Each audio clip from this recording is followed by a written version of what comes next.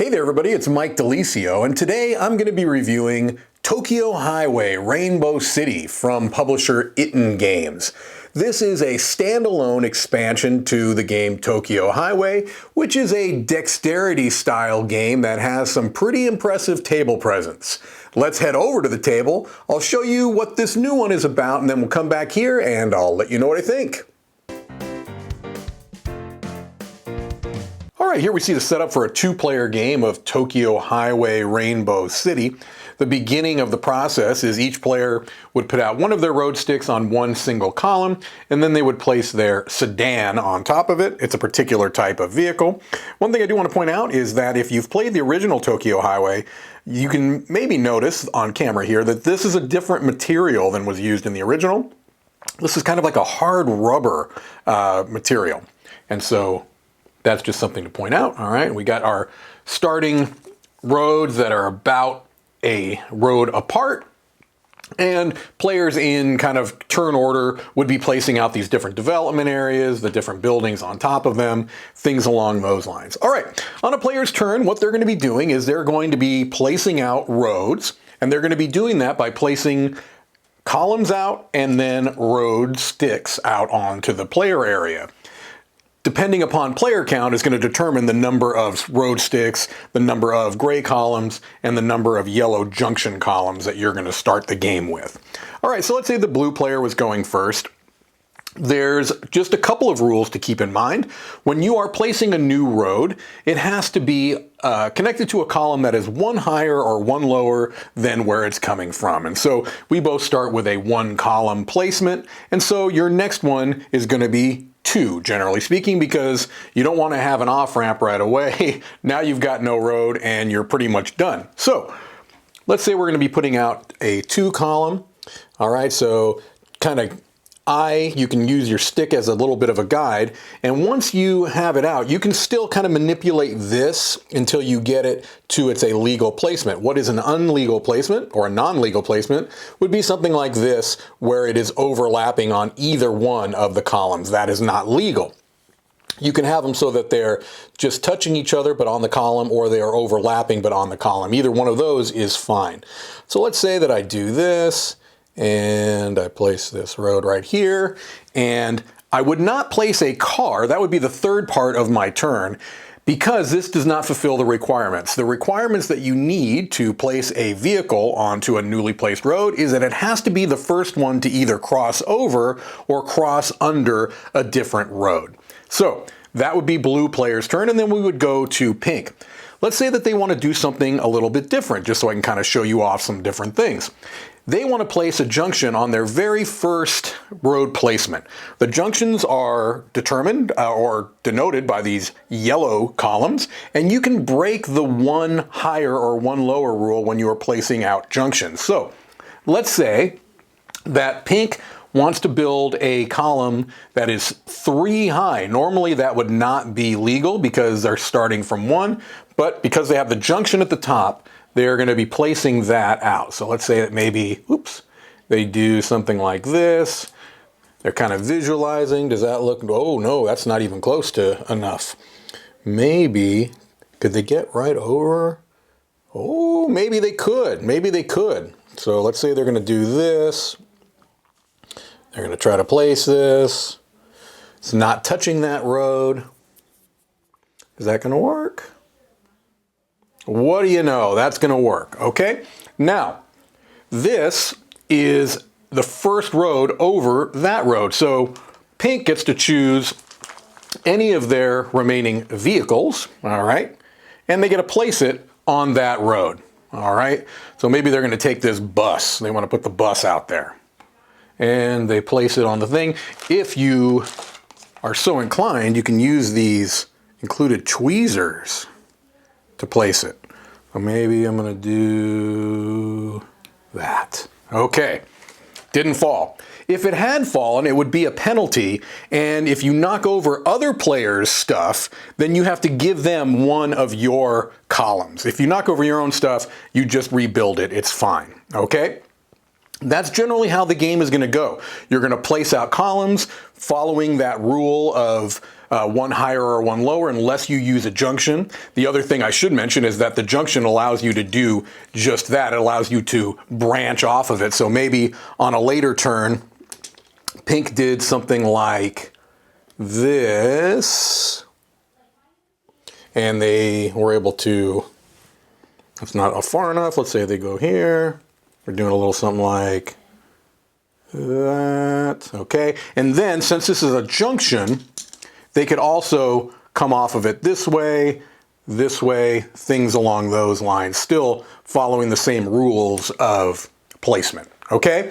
You do this, and you'd go until one of the end game is triggered. The end game for the standard game, which is what I'm kind of showing you to begin with here, is when a player places all of their cards, that would trigger the end game, or when a player's construction materials run out. Construction materials being, the roads and their all of their columns, okay? I mentioned basic mode because also in Rainbow City, one of the changes is that there's a new mission mode where all the real difference is that you're going to be adding this mission board to the player area. It's just a kind of a placard. It shows you how you do the setup on one side, and then the other side is where you're going to be doing the scoring. And this is the big difference here. Number one is that there is a different end game trigger. You either, to end this game, you're either going to place all of your road sticks or all of your cars. So if you have sticks left over and you can't place them, you would just place them next to the mission board until you run out of sticks. What this does is it gives you some scoring options. And so the yellow one is the only one that is scored throughout the game. And basically what this says is that if you play a road that places a car and there's a car beneath or above that road, if it's the same type of car, you get a point right away. There on the back of the box here is a score kind of chart, score road, and you would place cars on there to show your score. These other ones are all end game scorings, and they're things like if you do an off-ramp that goes through the rainbow, you'd get 2 points. If you build an off-ramp onto the airport, things along those lines. If you circle around a building, that's 1 point. However, if you circle around the tower, now every building would be worth 2 points, things along those lines. So that's really the only difference with the new mission mode. Otherwise, you're playing it very similar to the original Tokyo Highway. There are some component changes that definitely make things a bit different. And then you can play with this mission mode to kind of change up the overall experience. All right, well, let's head back over and I'll let you know what I think.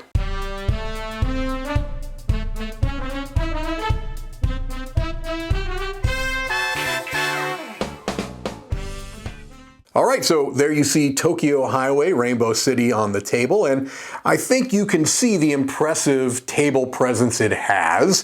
It is definitely one of those types of games where if you're at a gaming convention or at a game group and you see someone playing this, it's going to get your attention and you're going to probably kind of want to know what's going on because it just looks so unique on the table.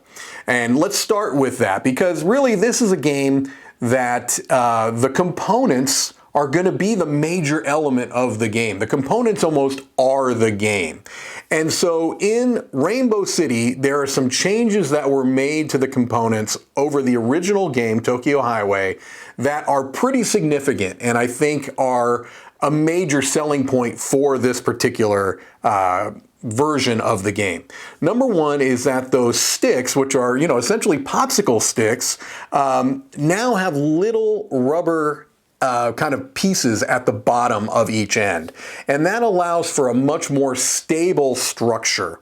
In the original game, you did not have those rubber pieces, and so it was much more likely to kind of fall apart. All right. And so I think that's a huge plus in Rainbow City is having those little rubber pieces allow you to do what you want to do, which is have this big grandiose structure.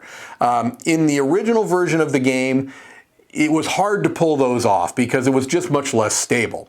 Another big difference is that the material used to make the cars in this version are kind of this hard rubber, which also, again, allows them to have a bit more stability on those sticks. And that's a huge plus too, because again, I think the most satisfying aspect of this game is being able to create these much larger structures that allow you to do the things that you want to do in a game like this. And so the components are a huge, huge improvement, a huge plus over the original version of the game, Tokyo Highway. The second thing that this Rainbow City adds is the mission mode. I believe that's what it's called, the mission mode. That is that kind of little, cardboard placard that you put out on the table, and it gives you different ways to score. I think that is also a huge improvement over Tokyo Highway. It just gives you more game, okay? In the original version of the game, it was kind of just the fun of building these structures. Well, you still have that here, and you've got an improved experience because of those component differences that I talked about. Now with this mission variant, which again, to me, that's the way to play the game from now on, is to play with this. It just gives you little scoring things that make the game more of a game, right? The ability to be able to kind of use these new buildings that come with it, the new structures, and score based on those, the things that give you immediate scoring throughout the game, basically when you're able to play the same vehicle that was on the road you either went under or over, and then having end game scoring that you can kind of see what people are going for, I think just makes for a much better overall experience to the game. So the changes that were made, the fact that this is playable in and of itself, it's a standalone kind of expansion, just makes this the best version of Tokyo Highway you can get. If you already own Tokyo Highway, what this is really going to do is basically give you an improved version of it, all right? Where you're going to have those cars. To me, if you're going to play Tokyo Highway, this is the way to do it, okay? This is the way to do it. With these cars, with these new rubber-tipped sticks, all right? And so what's a bit challenging about this version of the game is that I kind of feel like this is a replacement for Tokyo Highway. Because what it does is really kind of change everything about it. It gives you better sticks, the roads. It gives you better cars. It gives you a better way to play the game. And so I almost feel like instead of an expansion to Tokyo Highway, this is a replacement for Tokyo Highway. And so that can be a little bit challenging, if you've got Tokyo Highway and you get this, are you even going to be using the original version of the game? And that's where it gets a little bit tough, because I feel like this is the way to play this game from now on. And I have to assume that they're, going to at least potentially look into adding more things that are going to be consistent with this version of the game. So, the trickiest part of this product is that I feel like it's almost a replacement for a previous product, even though it's technically a standalone expansion. So, be that as it may, this product here, Tokyo Highway Rainbow City, is an excellent one. I feel like this is an improvement over the original in every way. It's a game that I feel like is very, very unique in the dexterity game space. For those reasons, I'm giving it an 8.5 and a seal of excellence. I just feel like for a dexterity game, this is one that stands apart. And that's kind of what I'm looking for in these types of games. There's a lot of dexterity games out there. Some of them have very little to stand apart from others. This definitely stands apart from every other dexterity game really that I've played other than Tokyo Highway. And it's a better version of that game. So 8.5 for me. All right, well, that's going to do it. This is Mike DiLisio signing off from the Dice Tower Midwest Annex.